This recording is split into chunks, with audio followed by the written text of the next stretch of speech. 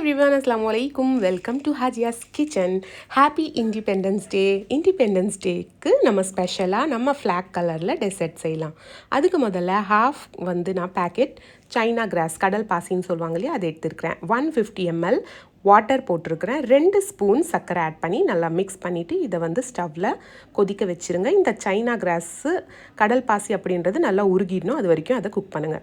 இங்கே நான் 200 ml coconut milk தேங்காய் பால் கெட்டியானது எடுத்துருக்கிறேன். அதில் 4 ஸ்பூன் சர்க்கரை போட்டு இதையும் நல்லா கொஞ்சம் சூடு பண்ணிவிட்டு நல்லா சுகரெல்லாம் மெல்ட் ஆனதுக்கப்புறமா இதை கீழே இறக்கி வச்சுட்டு நம்மளுடைய கடல் பாசி மிக்சரை இதில் ஆட் பண்ணிடணும். ரெண்டுத்தையும் நல்லா மிக்ஸ் பண்ணிவிட்டு 2 சேம் அளவு பவுல் எடுத்துக்கோங்க. ஒன்றில் க்ரீன் கலர், ஒன்றில் ஆரஞ்சு கலர் ஆட் பண்ணிக்கோங்க.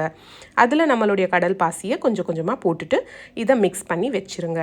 முதல்ல நம்ம எதில் சர்வ் பண்ண போகிறோமோ அந்த பவுலில் ஆரஞ்சு கலரை முதல்ல ஊற்றிடுங்க. ஊற்றிட்டு ஒரு 10 நிமிஷம் ஃப்ரீசரில் செட் ஆகிறதுக்கு வச்சுருங்க. இது ஆறுனா தான் மேலே இருக்கிற லேயர் கொஞ்சம் ஸ்டிஃபாக இருக்கும். அப்போ தான் நம்ம அடுத்த லேயர் போடும்போது கரெக்டாக அது நிற்கும். ஸோ அடுத்தது ஒயிட் நான் போட்டுருக்கிறேன் லேயர், இதில் ஒன்றும் கலர் ஆட் பண்ணலை. அப்புறம் அதுக்கு மேலே திருப்பியும் அதை செட் பண்ண வச்சுட்டேன் 10 மினிட்ஸ். அதுக்கு மேலே தான் க்ரீன் ஆட் பண்ணேன்.